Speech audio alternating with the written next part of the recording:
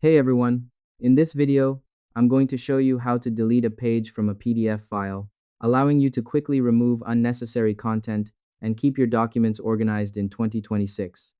First, open your PDF and identify pages.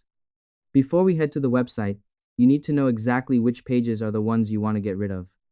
Open your PDF file on your computer or mobile device using any basic viewer or web browser.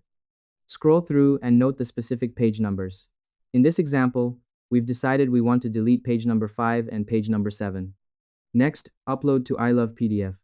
I Love PDF is a powerful cloud-based tool that makes page manipulation incredibly simple without needing to install heavy software.